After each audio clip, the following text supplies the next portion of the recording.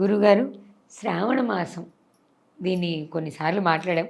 రాబోయేది శ్రావణ మాసం కాబట్టి అసలు ఈ శ్రావణ మాసంలో శ్రావణ శుక్రవారం కానీ, వరలక్ష్మి వ్రతం కానీ, ఈ శ్రావణ మంగళవార వ్రతాలు చేసే విధానాలు ఎలా ఉండాలి? ఏ పద్ధతిలో అసలు పద్ధతిగా ఎలా చెయ్యాలి?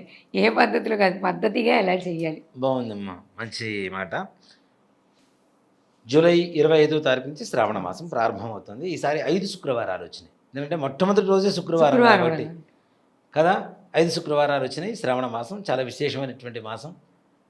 శ్రావణ మాసం అనేటువంటిది లక్ష్మీదేవికి ప్రీతికరమైనటువంటి మాసంగా మనం భావిస్తూ ఉంటాం. ఎందువల్ల? పౌర్ణమి రోజున శ్రవణ నక్షత్రం వస్తుంది కాబట్టి శ్రావణ మాసం అయింది. శ్రవణ నక్షత్రం ఎవరి నక్షత్రం? సాక్షాత్ కలియుగ వైకుంఠదేవుడు వెంకటేశ్వర స్వామి వారి జన్మ నక్షత్రం.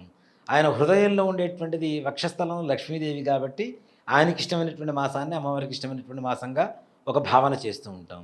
అలాగే శ్రవణ నక్షత్రాధిపతి చంద్రుడు కాబట్టి, చంద్ర సహోదరి లక్ష్మీదేవి కాబట్టి శ్రావణ మాసం తప్పనిసరిగా ఓ మాట చెప్పంటే లక్ష్మీదేవి పుట్టింట్లో ఉండేటువంటి మాసంగా చెప్పుకోవచ్చు, చంద్రుడు కాబట్టి.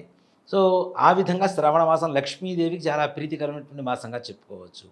మరి శుక్రవారం ఎందుకు అంటే, శ్రావణ మాసంలో వచ్చేటువంటి శుక్రవారం ఏదైతే ఉంటుందో శుక్రుడికి చాలా ప్రీతికరమైనటువంటి వారాలు 5 వారాలు కూడా. ఈ శుక్రుడి దోషాలు పోవాలన్నా, శుక్రగ్రహ అనుగ్రహం కావాలన్నా అధిష్టాన దేవత అయినటువంటి లక్ష్మీదేవిని ఆరాధించాలి తప్పనిసరిగా. ఇప్పుడు ఒక్కొక్క గ్రహానికి ఒక్కొక్క అధిష్టాన దేవతలు ఉంటారు. రాహు దుర్గ ఉంటుంది, కేతు గణపతి ఉంటాడు, శనీశ్వరుడికి ఈశ్వరుడు ఉంటాడు, బుధుడికి విష్ణుమూర్తి ఉంటాడు. ఇట్లానే శుక్రుడికి లక్ష్మీ అమ్మవారు. శుక్రగ్రహ అనుగ్రహం అంటే ఏంటి? మనకి ఏదైతే అవసరమో దానికి మించింది ఇచ్చేటువంటి వాడు శుక్రుడు. ఆకలేస్తుంది, అన్నం అవసరం, బిర్యానీ ఇస్తాడు. దాహం వేస్తుంది, మంచినీళ్ళు అవసరం, కూల్ డ్రింక్ ఇస్తాడు. అంటే అవసరానికి మించినటువంటి భోగాన్ని ఇచ్చేటువంటి వాడే శుక్రుడు. కాబట్టి శుక్రవారం లక్ష్మీదేవి శుక్రుడి అధిష్టాన దేవత కాబట్టి లక్ష్మీదేవిని పూజ చేస్తే శుక్రగ్రహ అనుగ్రహం కలుగుతుంది, భోగభాగ్యాలు కలుగుతాయి. లక్ష్మీదేవిని పూజ చేస్తే భోగభాగ్యాలు కలుగుతాయి. భోగభాగ్యాలు కలుగుతాయి ఏంటి అంటే శుక్రుడు ఇచ్చేటువంటి భోగభాగ్యాలు కలుగుతాయి ముఖ్యంగా. మరి శ్రావణ మాసంలో అసలు ఎలా చేయాలి, ఎలాంటి రోజుల్లో చేయాలంటే, శ్రావణ మాసం చాలామందికి ప్రీతికరం అమ్మ, శివుడికి ప్రీతికరం. శ్రావణ సోమవారాలు మనం అంతమంది కూడా చెప్పుకున్నాం. కార్తీక మాసంలో మనం ఈశ్వరుని ఆరాధన చేస్తాం దక్షిణ భారతదేశంలో. ఉత్తర భారతదేశంలో శ్రావణ మాసంలో ఈశ్వర ప్రీతిగా చేస్తారు. ఎందుకు? దీంట్లో కూడా చిన్న డిఫరెన్స్ ఏంటి అంటే, శ్రవణ అంటే శ్రావణ మాస నక్షత్రాధిపతి శ్రవణ నక్షత్రం పౌర్ణమి రోజున వచ్చేటువంటి చంద్రుడు కాబట్టి ఇది చంద్రమాసంగా తీసుకుంటాం, అవునా? అంటే ఉత్తర భారతీయులకి ఇది చీకటి మాసం.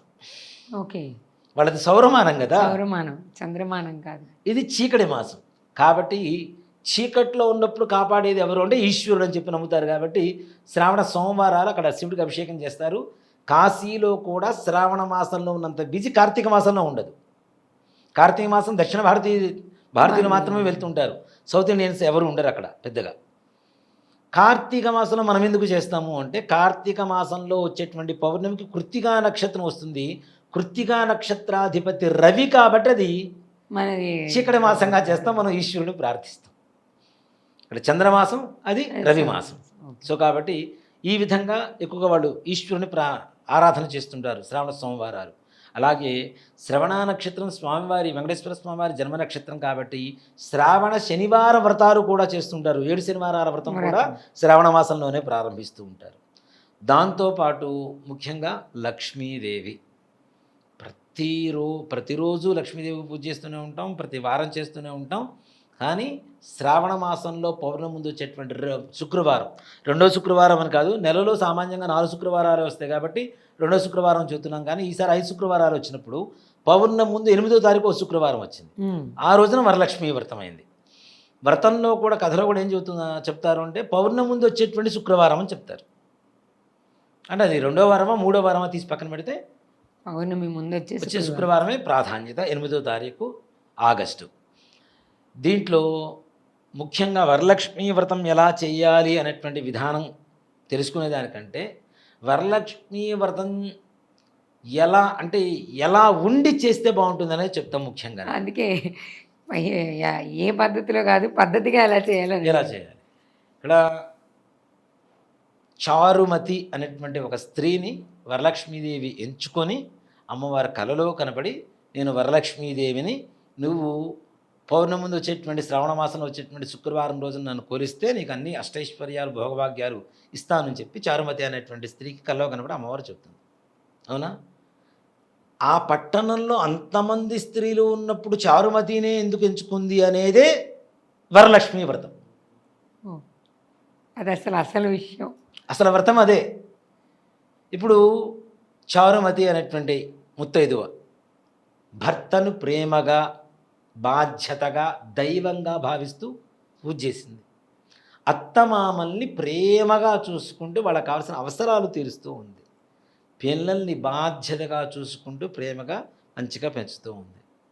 అలాగే చుట్టుపక్కల వాళ్ళతో ఏ ఒక్కరితో గొడవలు పడకుండా నవ్వుతూ చిరునవ్వుతో మంచి ముఖంతో అందరినీ మంచిగా పలకరిస్తూ, ఎవరితో శత్రుత్వం లేకుండా, ఏ రకమైనటువంటి చెడు మాటలు నోట్లోంచి రాకుండా చక్కగా కాపురం చేసుకుంటున్నటువంటి స్త్రీని వరలక్ష్మీదేవి ఎంచుకుంది. కాబట్టి మనం అలా ఉంటే వరలక్ష్మీ వ్రతం అవుతుంది.